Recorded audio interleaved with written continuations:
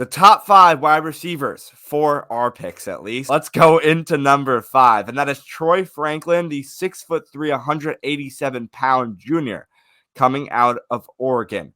Alex is going to give us a little bit more on the pros and cons, and then he's going to throw it back to me for some stats, and then we'll get into comparison and everything else. For anyone who is new, I'll give it to Alex. So he'll explain a little bit more about how we do things here on these rankings. Yeah, pros, cons. Obviously, they're just normal, I guess, profile attributes, their height, weight, school, year. And then, of course, we have the grades, which we calculate, which correlate to a round, and then the projections and the player comp as well for those that we can come up with, obviously. Those that are kind of different and players that we haven't seen before, well, they don't have a comp. But I think in this case, I think we have a comp for pretty much everyone. But yeah, Troy Franklin, Josh, he's a really, really elite playmaker in terms of his speed, his route running, both really, really big positives for him. The kind of cons with him, agility and flexibility. For someone who's kind of on the lighter side, yes, he's taller at 6'3", but he's not super agile, which is kind of, I guess a little bit weird considering how fast he is and his acceleration. And then his contested catch ability. Again, he has the height, but he definitely needs to beef up a little bit in the NFL if he wants to compete with some of those more physical corners for those 50-50 balls. And I think it's going to be interesting to see how he develops, what he decides to do in terms of whether he wants to gain weight or just add muscle and gain weight or whatever he wants to do, once he gets drafted into the NFL. But someone who really is kind of a very solid, speedster, I think. And he kind of, I guess, has similarities to a certain guy on the Giants that we're going to talk about in a couple minutes as his comp. But I'll get into his grades. So these grades all out of 10. They're weighted a little bit differently. So stuff like speed is going to be rated a little bit higher than route running because in the NFL, route running can be developed, right? So, you can't really teach speed, as they always say. So speed, 9 out of 10. Hands, 6.5 out of 10. Route running, 7.5 out of 10. Agility, 6 out of 10. And then for his size grade, we have a 5.5 out of 10, and that correlates to a 7.1 out of 10, which gives him a late first round grade. He is projected currently to go in the late first round. And our comp, I kind of hinted at this earlier, he's kind of a more, a more talented coming out of college, Darius Slayton, but there's a lot of similarities there. Darius Slayton, not the most agile player, but very, very quick, great long speed. So does Troy Franklin, someone who is a pretty decent route runner considering his size. Darius Slayton again. And then the contested catch ability, not something that we really see for Darius Slayton, but don't see it either for Troy Franklin. I actually really, really love this comparison. Yeah, so we go into his stats now. Obviously, like a top college prospect, he's got some comparisons from freshman year to when he finished in his junior year. Just over 200 yards and only 2 touchdowns in his freshman year. And then you throw that to 2022, almost 1,000 yards and 9 touchdowns. And then over 1,380 yards receiving this past season, 14 touchdowns for Franklin. We move to number 4 now, Brian Thomas Jr., an LSU guy. Look out for another LSU guy later down in our list. A junior, 6'4", 205 pounds. Alex, he's playing a lot of big games, and I'll actually go to that first before I throw it to you, switching up the order a little bit. Yeah. Played against, I don't even know where I want to start. Well, early in September against 8th-ranked FSU at the time, 7 catches for 142 yards and a touchdown in that game. Big days against big opponents, that's what you want to see because, again, I've explained this before in our rankings, but when they are playing these ranked teams with ranked opponents, most of those guys on those really good teams are also going to the NFL. So he is playing against future NFL players. Against 20th ranked Ole Miss in September, he had 8 catches for 124 yards and 3 touchdowns. That is a game that a lot of people go back to from his junior season of where he was super successful. But then you look at some games where he didn't do absolutely phenomenal. I wanted to try and balance it out against ranked opponents. He played 21st ranked Missouri in October. He did get a touchdown in that game. 4 catches for 66 yards. It's a pretty solid day. Played 8th ranked Alabama in November. Just 3 catches for 36 yards. So kind of varies all over the place. But overall, had over 1,100 receiving yards this year and 17 touchdowns that Thomas did. And okay, Alex, now I'll send it to you. Yeah. What I'll say here is this 4 and 5 spot. You could have thrown a ton of names. I think you could have thrown maybe a 6, 7 guys could be in this like 4 and 5 range, especially in this late first, early second type of wide receiver class.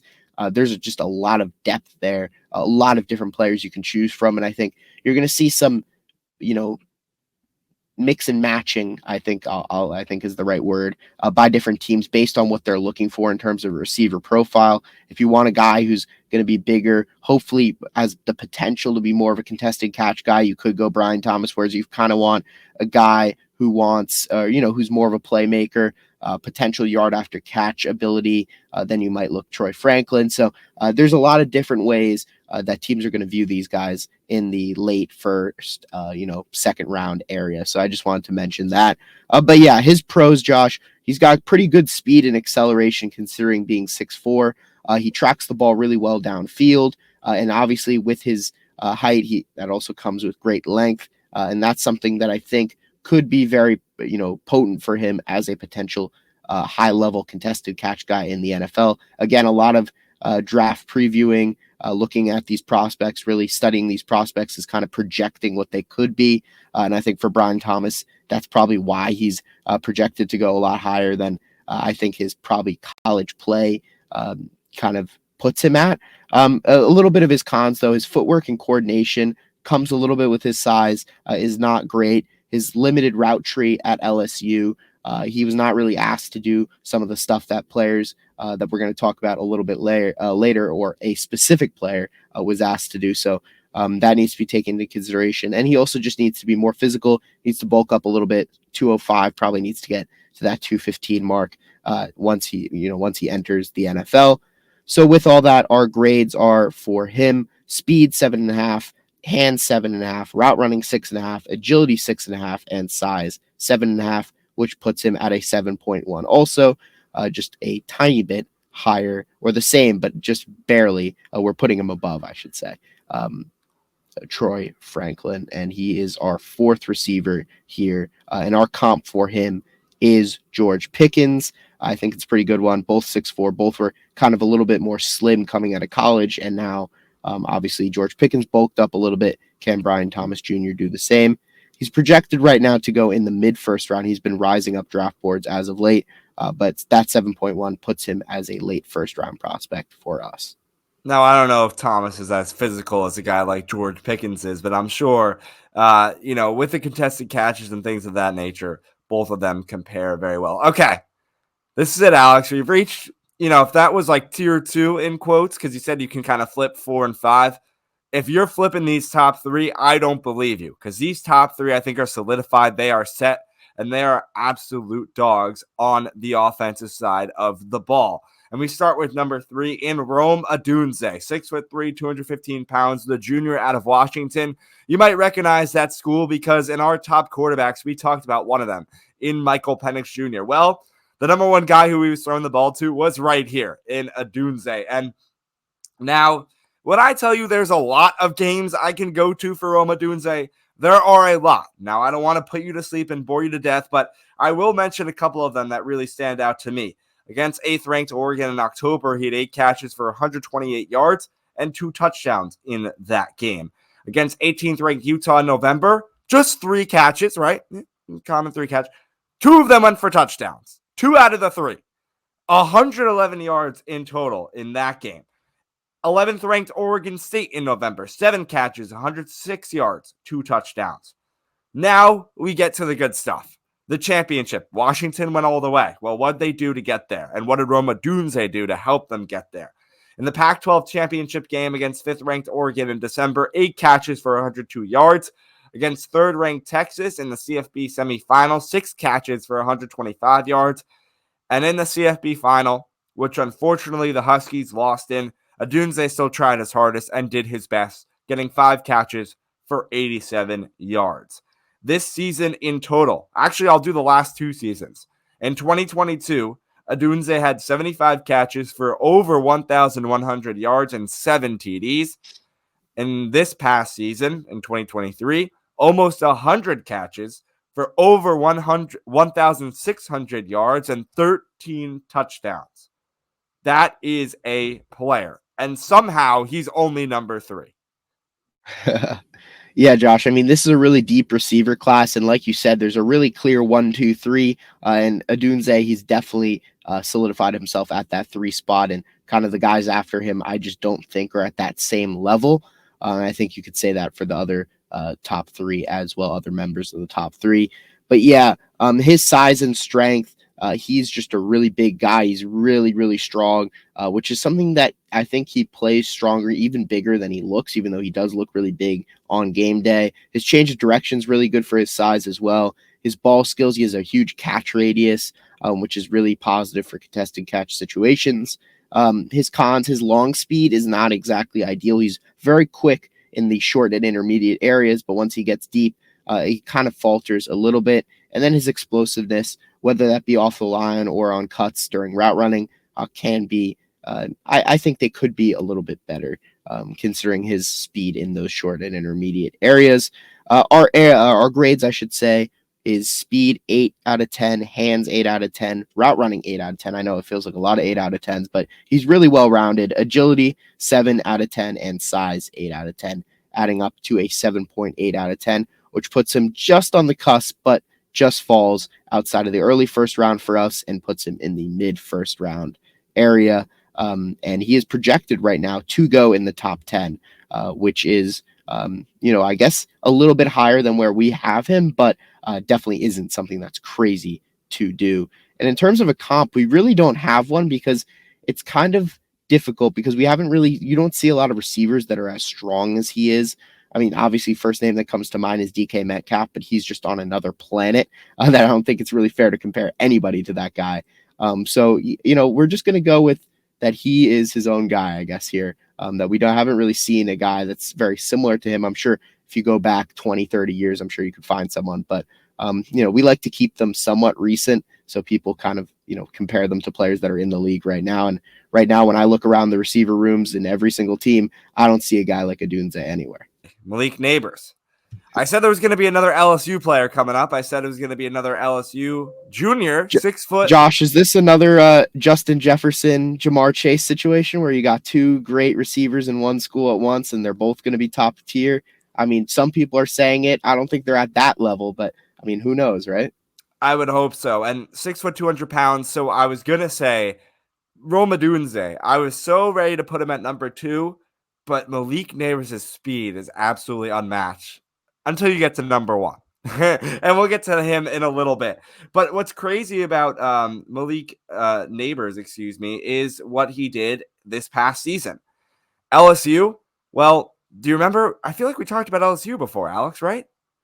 We did. Because I remember you want to that. talk about another quarterback? I just talked about Michael Penix Jr. Well, who was the receivers that who was throwing to Malik Neighbors? It was Jaden Daniels, which again, another one of our top quarterbacks that we talked about in our last video, ranking QB prospects. But anyway, so what did Neighbors do this past season? He had 89 catches for 1,569 yards and 14 touchdowns. The season before that, over 1,000 yards in that year as well, but just 3 touchdowns. So really bulked up on the touchdowns this season. I want to point you to, remember I talked about how a guy before us kind of struggled. I think it was actually Brian Thomas, right? His partner in crime at LSU struggled against that Alabama team. Well, you want to know why? Because someone else carried the torch. Against 8th-ranked Alabama in that game in November, Neighbors had 10 catches for 171 yards and a touchdown. And another good game I want to mention was against 21st-ranked Missouri in October, 6 catches for 146 yards and a touchdown. Alex, what else do you got on Neighbors? Yeah, I mean, his pros, he's got great burst and explosiveness. You see that pretty much in every aspect of his game, except for one, which I'll talk about in his one con that we have. He's also a great deep threat, whether it's speed or just tracking the ball deep. He is very good.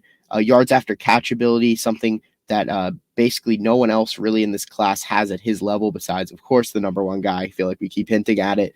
He tracks the ball well downfield, like I mentioned, but his one con is that despite this great burst, this explosiveness that you see on his tape, he has a really poor release, which is just kind of odd. I wonder if it's more of a coaching thing than anything. That's kind of what I'm hoping for. So I'm not kind of deducting too much from his grades because of that. So I'm thinking that's more of a coaching thing. Again, we're trying to project, so I think that's something he could fix up. But our grades for him, 8.5 out of 10 for speed, 8 out of 10 for hands, 8.5 for route running, 8.5 for agility, and 7 for size, putting him at an 8.2 grade, which is an early first round. And obviously he is projected to go right now just at that number 5 spot to the Chargers. But he is with the potential that Mike Williams is cut, of course. But right now he is a top 5 prospect projected in this year's class. And Alex, someone who's also been linked to the Giants as well. Now, I don't know if we're drafting a wide receiver like Malik Neighbors, but he's definitely been linked with the team, so we'll have to wait and see. But if I'll say this, if I was a betting man and I had to bet on one player the Giants were taking, he would be it. Also, really? He has that from what I've read, he has that very hardworking kind of in the first in, first out kind of mentality, something that the Giant, reliable, dependable, that kind of thing. And I think he's kind of that perfect mold for the Giants based on what I've read. Of course, I've never met him. I've never talked to him. So it's hard to say that. But from those who have talked to him and have been around him, that's what they say. Well, they also say that probably about this guy too. And what they also say is he is the best wide receiver in this year's NFL draft class. There is no debate. And I think he's held this title for honestly 2 years at this point. I think if you looked even before this season began and said who was going to be the number 1 player, they would have said Marvin Harrison Jr., 6'4", 205 pounds, a junior out of Ohio State.